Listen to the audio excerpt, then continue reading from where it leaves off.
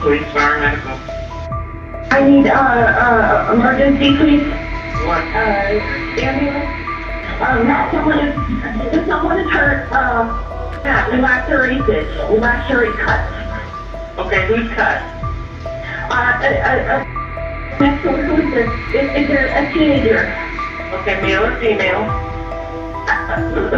The girl I think it's a girl. They have a major cut to their neck. Do you know what happened? I don't know. My husband heard someone screaming and then we came outside.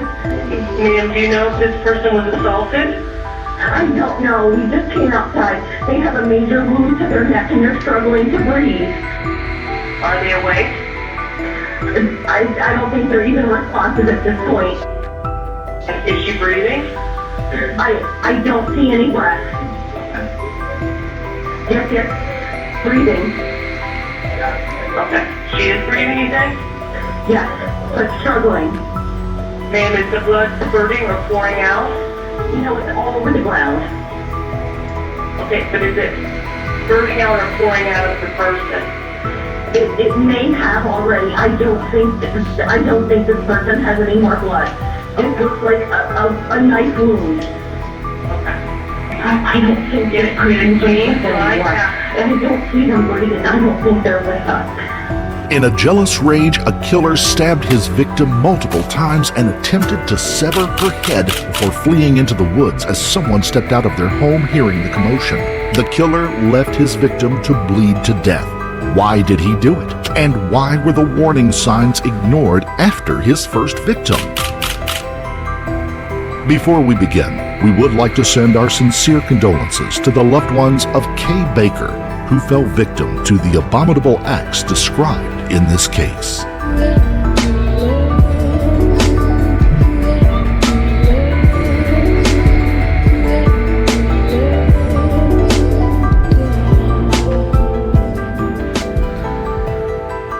This video is sponsored by Raid Shadow Legends. If you're looking for a game that will put your tactical skills to the test and enjoy slaughtering massive monsters with your carefully crafted armies, then arm yourself and prepare to undertake many challenges waiting for you in Raid Shadow Legends. Raid allows you to enhance your champions by unlocking masteries that make them specialists in their field, giving your champions more of an advantage in battle. Choose wisely as you pick through the many masteries available to you.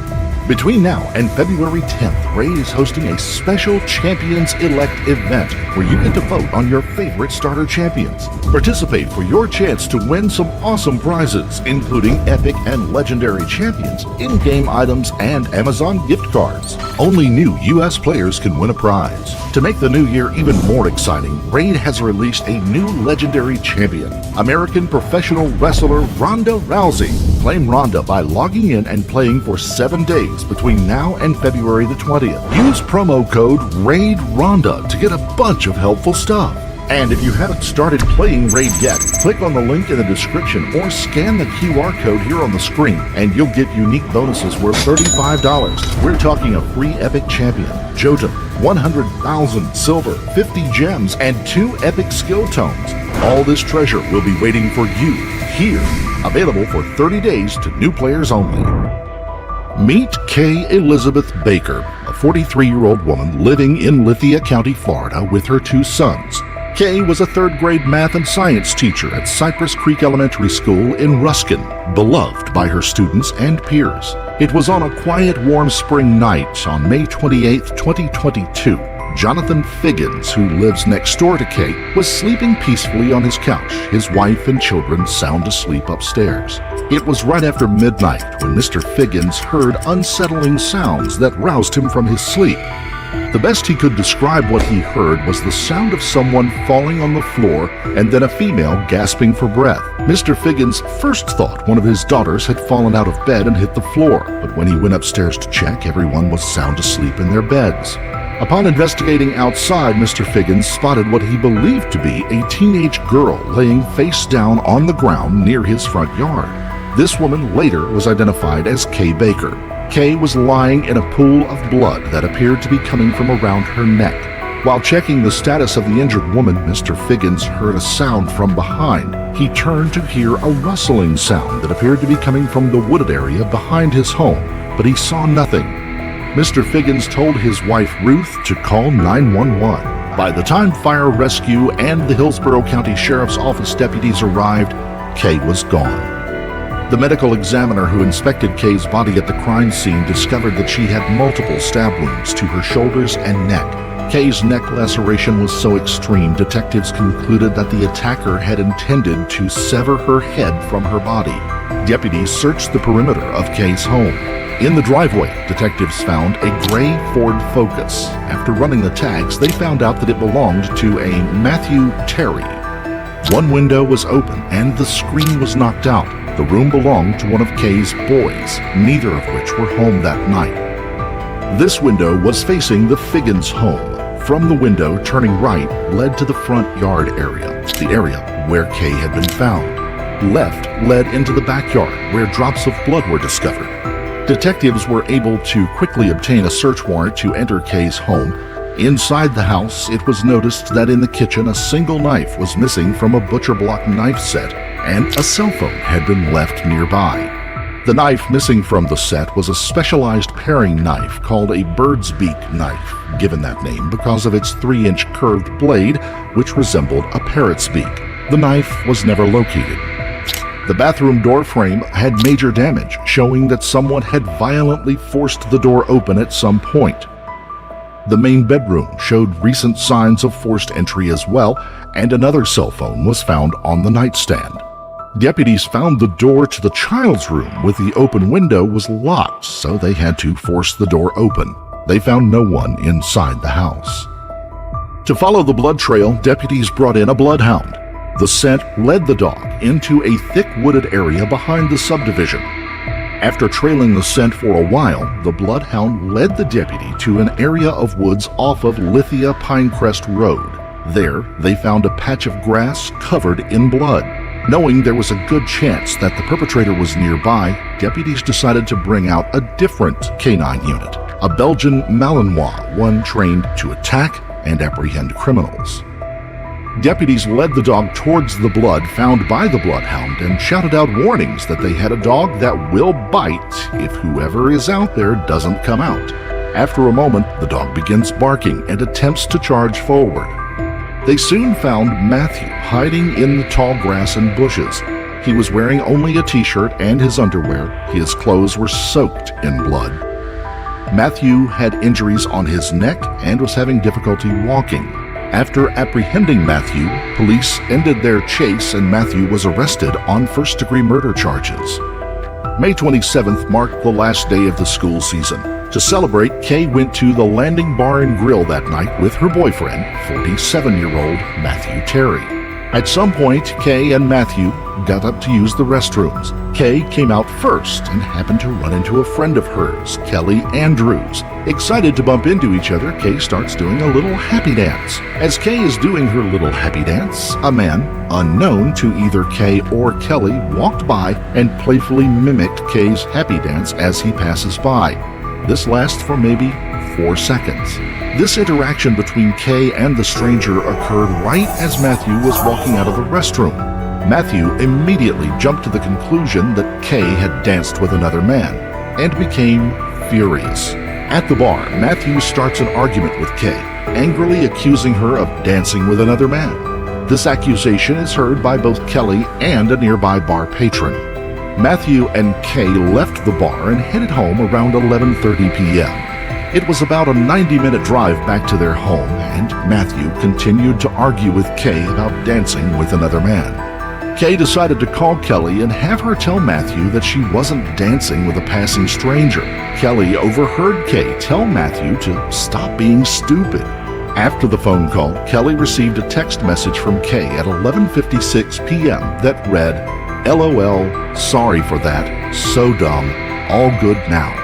About 30 minutes later, Mr. Figgins found Kay bleeding to death in his yard. Investigators at the crime scene believed Matthew had attempted to murder Kay while he was in a drunken rage. They believe he stabbed her multiple times and attempted to remove her head before she found a way to escape through a window and made her way into her neighbor's yard. Kay was not Matthew's first victim. He had a criminal history of violence towards women, which Kay was well aware of. 5 years before Matthew murdered Kay in a jealous rage, he was in a relationship with a woman named Michelle Rogers. Matthew and Michelle had met over a dating app in 2015. They both lived in Michigan at the time. Michelle lived there with her 5-year-old son. Matthew had spent a few years in the Marines. Around the time he met Michelle, he was working as a wrestling coach. After dating casually for a few months, Michelle decided that she wanted to end the relationship. That is, until she found out that she was pregnant. For the baby, Michelle thought it best to make her relationship with Matthew work. Soon, they moved in together. But all too soon, it became apparent that Matthew was abusive and violent, and these behaviors worsened when he drank. Once, he threw a cast iron pan at Michelle while she was holding their infant son. Another time, Matthew picked up her cat and threw it against the wall. On nights when he was both angry and drunk, Matthew would show up at Michelle's apartment and bang on her door, saying that he knew she was sleeping with another man and would demand to be let in. During that time, Matthew worked for a local internet provider. One day, he told one of his co-workers he wanted to stab the out of Michelle. The co-worker took Matthew's statement as a way of venting and thought nothing more of it. But a few months later, on March 17, 2017, it was brought to light just how serious Matthew was.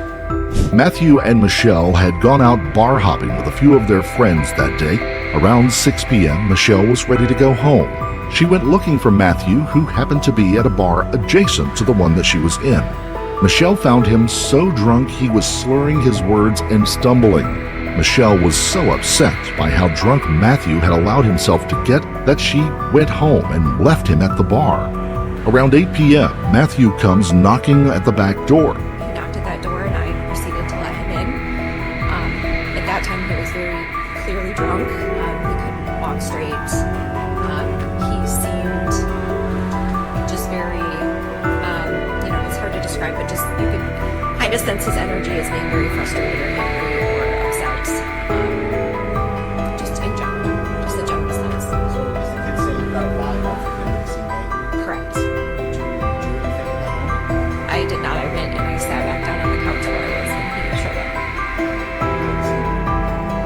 So he went into the kitchen and I believe he was making a sandwich. He was making some kind of food at the counter, and the kitchen and the living room area is pretty open. So as I was sitting on the couch, I could see him.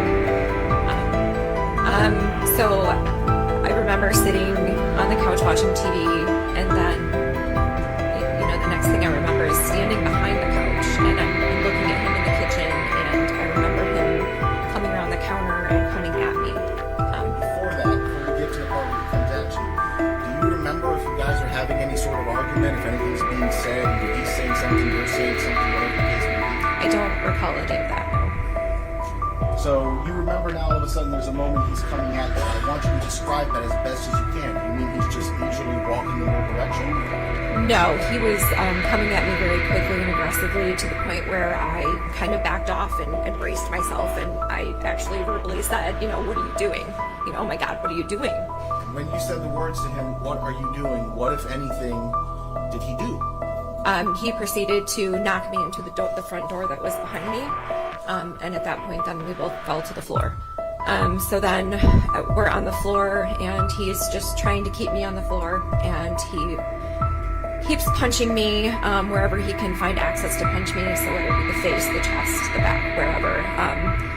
And he was a wrestler, and the best way I can describe what he was doing is trying to keep me in wrestling moves and keep me on the floor so that I couldn't escape. When you say he's a wrestler, A high school coach, or a coach, maybe it wasn't high school, but he was a wrestling coach. And I can't remember if he wrestled himself, but as the struggle continues and I'm trying to break free, there was a point when I yelled at him. I said, I love you, why are you doing this? And he said, no you don't, fuck you, I'm gonna kill you. He just continues to, for lack of a better phrase, beat the shit out of me. And I keep trying to escape. There is a point where I'm able to stand up and he continues to punch me in the face. At one point he gets me onto the floor and passed by the door, or has the fight moved? Nope, it moved through the living room, and then where I landed on the floor was, I landed face first, with my upper body like on the kitchen's tile, and then my lower half was on the carpet of the living room. And at that point, there was blood everywhere. Where's the blood coming from? I believe my nose at that time. He had broken my nose. But I remember trying to push myself up, and he was on me, and every time I tried to push myself up, I couldn't grip on the floor because there was so much blood. And he would purposely put his weight on me and push me back down, so I was not able to get up. While it was sort of the fight, resisting, trying to stop you. Yes. So what comes next? So I remember laying there, and I was laying on my left side, and I remember seeing the trash can. There was a black trash can, and at this point, he was taking both of his hands, and he was taking my head, and he was slamming it into the floor. And so every time he would do that, my vision would go black, and I thought he was going to knock me out, or I would be unconscious or something. I was thinking, like, holy shit, that, is this really happening? And I was really disoriented and dizzy, and I was hearing all this shuffling in the kitchen. And then the next thing you know, Mr. Terry comes around behind me and stabs me in the neck. You say he stabs you in the neck. Do you know that he stabs you in the neck? I didn't see it, but it was a knife. So at that point, again, it was just kind of the thought, like, holy shit, he just stabbed me with a knife. Like, I need to get the hell out of this house or I'm gonna die. And, so I remember standing up, and as I stood up, he continued to, try and stop me and try and punch me. I was able to get loose for enough time to be able to turn around, and directly behind me there was the garage door. So I was able to get the garage door open and run to the garage. So I pushed the opener with my left hand as I was running out to try and get the garage door to open so I could escape that way. And did the garage door start to open? It did, and I ran towards it, but it was very slow, so I couldn't quite get under it right away before he was able to get to me again. All right, so now you're waiting for the garage door open enough, and he attacked you again? Yes.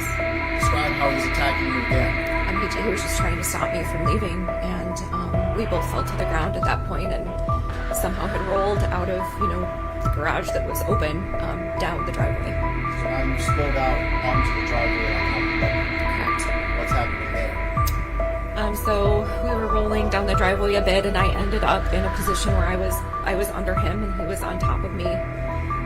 He had used both of his hands to take my head and slam it into the cement multiple times.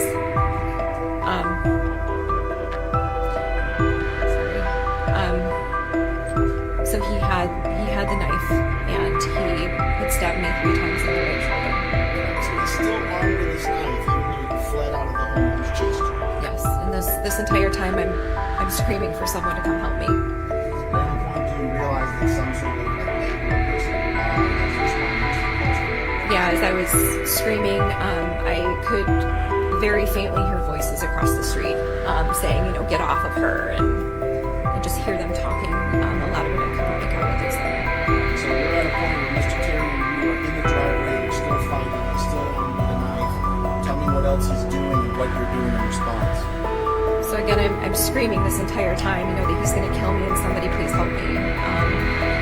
But he had stabbed me those 3 times in the shoulder, and he went to bring the knife down again, and I had reached up and I grabbed with my right hand the blade onto the knife in midair, and don't ask me how I did it. I just grabbed, and I took the knife and I pulled it again on my back, and I pulled it across my face, and I just remember thinking he was going to stab my eye out or something as I'm doing this, but I was able to pull the knife enough over that it fell out of his hand, and it fell to my left side, and then I kind of rolled over it and tucked it underneath me so that he didn't have access to it. So once you kind of tuck the knife under your body, you're on it, does he stop fighting you? Or is he still trying to do it? No, he was still slamming my head to the floor, and he would reach down with his hand, and he would try and fish for the knife real quick, but then I would try to get up, and then he would hold me back down again, and then kind of just back and forth, like trying to fish for the knife, and I'd get up and he'd try to point, when he had gotten really pissed off because I was kind of holding the knife with my arm as it's tucked under me, and he reached down and he bit me on the forearm here to try and get the knife loose from my grasp. Is that the only place he did you? No. Shortly after that, after he fished a couple more times for the knife and couldn't get it, he reached down and he bit me twice on the side of my left cheek to try and get me to let go. Throughout all of this, you were screaming and yelling for help, asking him to stop, putting up resistance. Yes. So, does the fight sort of end at some point? Yeah, so we didn't live that far from the hospital and stuff, and as the neighbors were, I later found out they were on the phone with 911 at the time. We could hear sirens coming. You could hear them coming from around the corner, not too far away, and when we both heard the sirens, that's when he got up off of me and ran back in the house. What did you do? I got up and I grabbed the knife so he couldn't get it back again, and I couldn't see very clearly because my contacts were in, but they were all like covered in blood. But I ran across the street to the voices of the neighbors who were telling me to come over there, come here. And then I proceeded to go across the street and I collapsed on my back in their front yard. Like Kay, police found Michelle lying in her neighbor's yard after being bitten, beaten, and stabbed multiple times. Michelle was lucky to survive the attack. However, she had to spend 5 days in intensive care. A detective, Matthew Crumbach, who investigated the crime scene, said it was as close to a homicide as you could get without it being a homicide.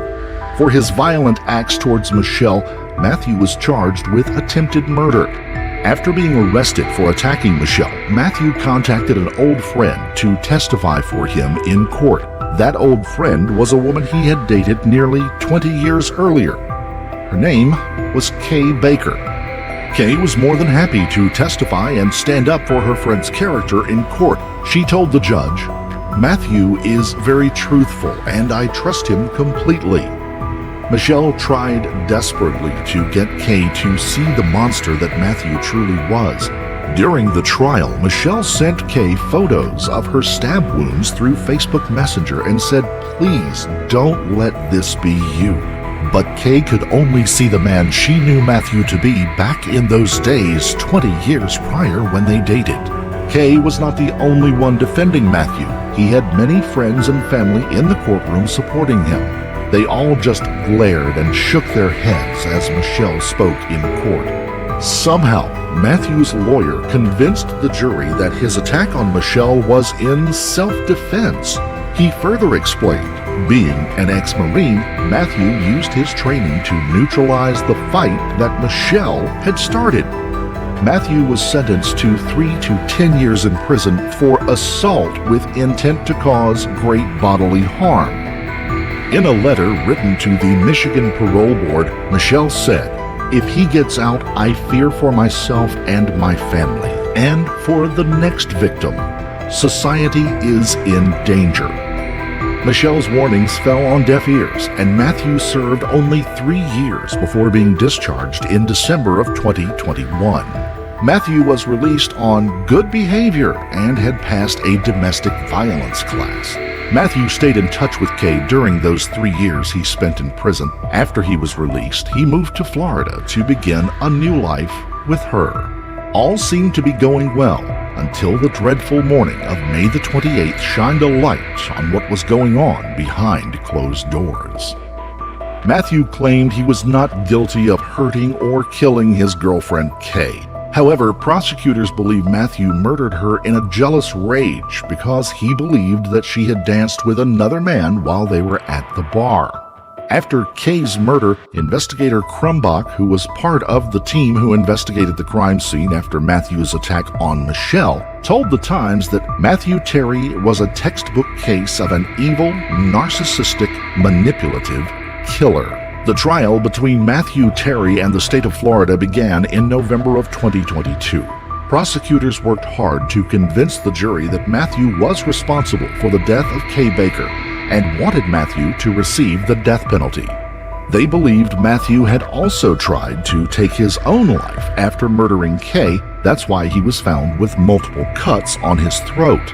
Matthew's lawyers tried to convince the jury that Matthew and Kay had been attacked by an intruder who Matthew was unable to identify, and this perpetrator escaped out a window. Matthew's attorneys claimed that deputies gave up the chase too quickly. They assumed that Matthew was the killer immediately and therefore allowed the real killer to get away. Since the murder weapon was never recovered, Matthew's lawyers tried to downplay the size of the missing knife from the kitchen, the bird's beak knife, to state the knife's inability to do the damage that was done to Kay. Now, the other thing I wanted to ask you about was the knives. You said you actually looked, and you're the one who found that there was that one bird's beak knife missing, right? Yes, ma'am. So that one bird's beak knife was the only one missing. Out of the butcher block? Yes, ma'am. And that is what we call a paring knife. It's a little curved knife, right? Yes, ma'am. There were a bunch of steak knives there, right? Outside the kitchen, or the block in the drawer?